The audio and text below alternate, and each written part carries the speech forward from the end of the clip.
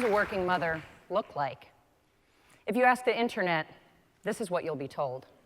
Never mind that this is what you'll actually produce if you attempt to work at a computer with a baby on your lap.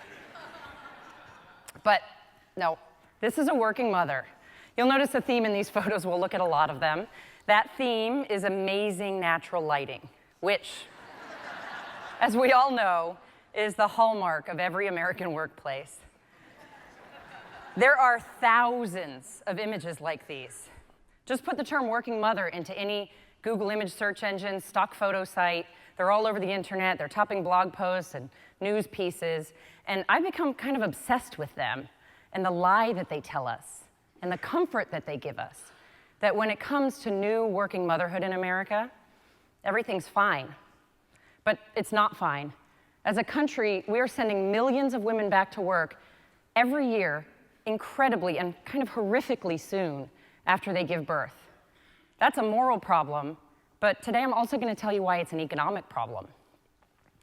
I got so annoyed and obsessed with the unreality of these images, which look nothing like my life, that I recently decided to shoot and star in a parody series of stock photos that I hoped the world would start to use, just showing the really awkward reality of going back to work when your baby's food source is attached to your body. I'm just going to show you two of them. Nothing says give that girl a promotion like leaking breast milk through your dress during a presentation. You'll notice that there's no baby in this photo because that's not how this works. Not for most working mothers. Did you know, and this will ruin your day, that every time a toilet is flushed, its contents are aerosolized and they'll stay airborne for hours? And yet, for many new working mothers, this is the only place during the day that they can find to make food for their newborn babies. I put these things, a whole dozen of them, into the world. I wanted to make a point. What I didn't know what I was also doing was opening a door. Because now, total strangers from all walks of life write to me all the time just to tell me what it's like for them to go back to work within days or weeks of having a baby. I'm going to share 10 of their stories with you today. They are totally real. Some of them are very raw, and not one of them looks anything like this. Here's the first. I was an active duty service member at a federal prison. I returned to work after the maximum allowed 8 weeks for my C-section.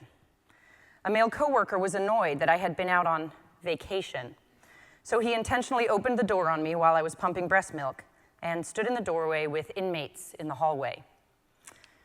Most of the stories that these women, total strangers, send to me now are not actually even about breastfeeding. A woman wrote to me to say, I gave birth to twins and went back to work after 7 unpaid weeks. Emotionally, I was a wreck. Physically, I had a severe hemorrhage during labor and major tearing, so I could barely get up, sit, or walk. My employer told me I wasn't allowed to use my available vacation days because it was budget season. I've come to believe that we can't look situations like these in the eye because then we'd be horrified. And if we get horrified, then we have to do something about it. So we choose to look at and believe this image. I don't really know what's going on in this picture because I find it weird and slightly creepy, but, like, what is she doing? But I know what it tells us. It tells us that everything's fine. This working mother, all working mothers, and all of their babies are fine. There's nothing to see here. And anyway, women have made a choice, so none of it's even our problem. I want to break this choice thing down into 2 parts. The first choice says that women have chosen to work, so that's not true. Today in America, women make up 47% of the workforce. And in 40% of American households, a woman is the sole or primary breadwinner.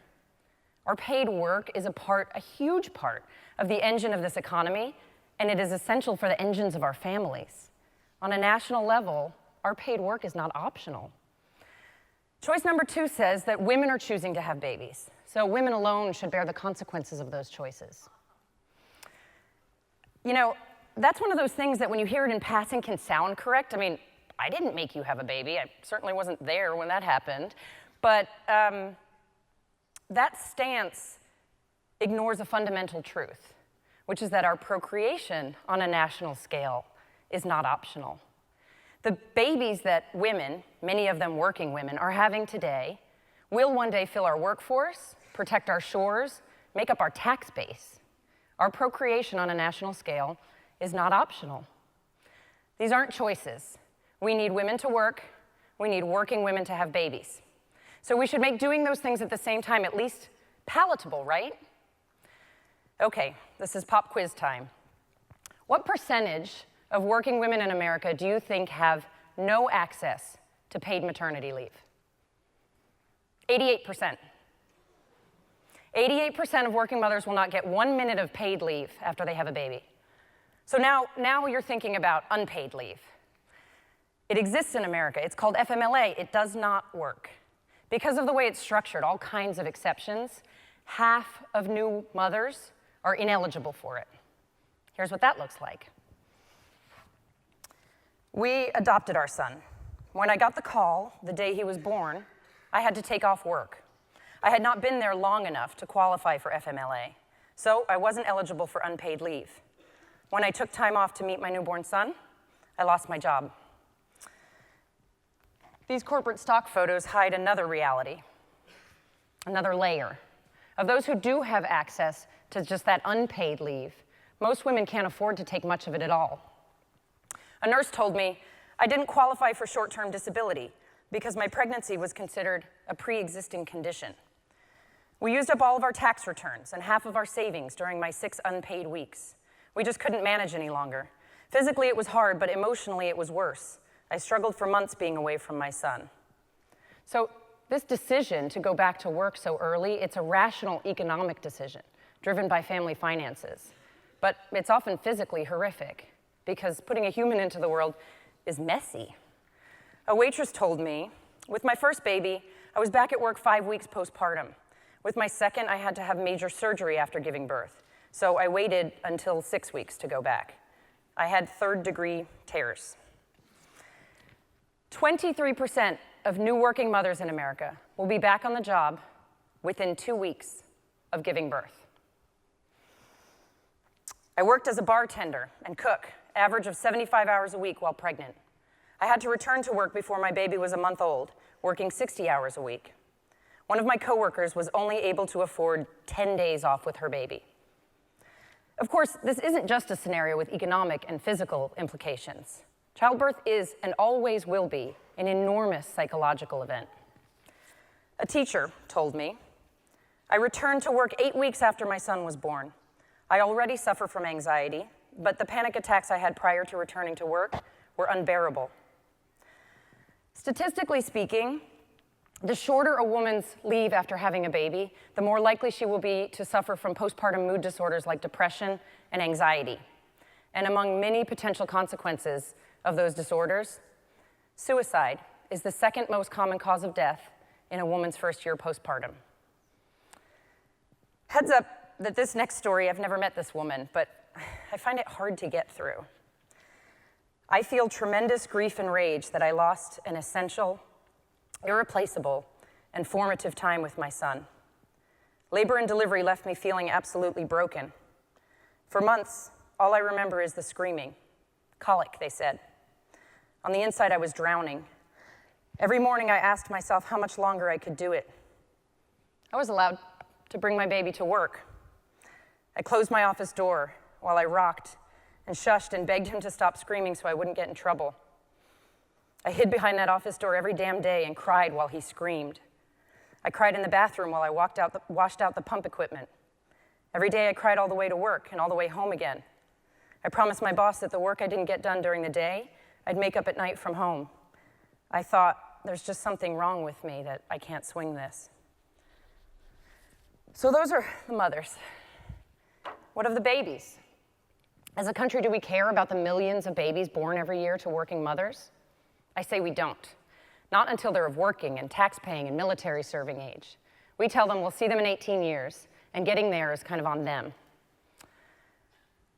One of the reasons I know this is that babies whose mothers have 12 or more weeks at home with them are more likely to get their vaccinations and their well checks in their first year. So those babies are more protected from deadly and disabling diseases. But those things are hidden behind images like this.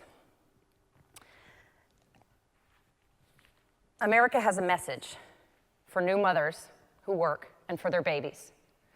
Whatever time you get together, you should be grateful for it. And you're an inconvenience to the economy and to your employers. That narrative of gratitude runs through a lot of the stories I hear. A woman told me, "I went back at 8 weeks after my C-section because my husband was out of work. Without me, my daughter had failure to thrive. She wouldn't take a bottle. She started losing weight. Thankfully, my manager was very understanding. He let my mom bring my baby, who was on oxygen and a monitor, 4 times a shift so I could nurse her." There's a little club of countries in the world that offer no national paid leave to new mothers. Do you care to guess who they are? The first 8 make up 8 million in total population. They are Papua New Guinea, Suriname, and the tiny island nations of Micronesia, Marshall Islands, Nauru, Niue, Palau, and Tonga. Number 9 is the United States of America with 320 million people. Oh, that's it. That's the end of the list. Every other economy on the planet has found a way to make some level of national paid leave work for the people doing the work of the future of those countries. But we say, we couldn't possibly do that. We say that the market will solve this problem, and then we cheer when corporations offer even more paid leave to the women who are already the highest educated and highest paid among us. Remember that 88%? Those middle and low-income women are not going to participate in that. We know that there are staggering economic, financial, physical, and emotional costs to this approach. We have decided, not an accident, to pass these costs directly onto working mothers and their babies. We know the price tag is higher for low-income women, therefore disproportionately for women of color. We pass them on anyway. All of this is to America's shame, but it's also to America's risk. Because what would happen if all of these individual so-called choices to have babies started to turn into individual choices not to have babies? One woman told me, "New motherhood is hard. It shouldn't be traumatic. When we talk about expanding our family now, we focus on how much time I would have to care for myself and a new baby. If we were to have to do it again the same way as with our first, we might stick with 1 kid." The birth rate needed in America to keep the population stable is 2.1 live births per woman. In America today, we're at 1.86. We need women to have babies, and we are actively disincentivizing working women from doing that. What would happen to workforce, to innovation, to GDP, if one by one, the working mothers of this country were to decide that they can't bear to do this thing more than once? I'm here today with only one idea worth spreading, and you've guessed what it is. It is long since time for the most powerful country on earth to offer national paid leave to the people doing the work of the future of this country and to the babies who represent that future. Childbirth is a public good. This leave should be state subsidized. It should have no exceptions for small businesses, length of employment, or entrepreneurs. It should be able to be shared between partners. I've talked today a lot about mothers, but co-parents matter on so many levels. Not one more woman should have to go back to work while she is hobbling and bleeding. Not one more family should have to drain their savings account to buy a few days of rest and recovery and bonding. Not one more fragile infant should have to go directly from the incubator to daycare because his parents have used up all of their meager time sitting in the NICU. Not one more working family should be told that the collision of their work, their needed work, and their needed parenthood is their problem alone. The catch is that when this is happening to a new family, it is consuming. And a family with a new baby is more financially vulnerable than they've ever been before. So that new mother cannot afford to speak up on her own behalf. But all of us have voices. I am done having babies. And you might be pre-baby, you might be post-baby, you might be no baby. It should not matter. We have to stop framing this as a mother's issue or even a women's issue. This is an American issue. We need to stop buying the lie that these images tell us. We need to stop being comforted by them. We need to question why we're told that this can't work when we see it work everywhere all over the world. We need to recognize that this American reality is to our dishonor and to our peril. Because this is not, and this is not what a working mother looks like.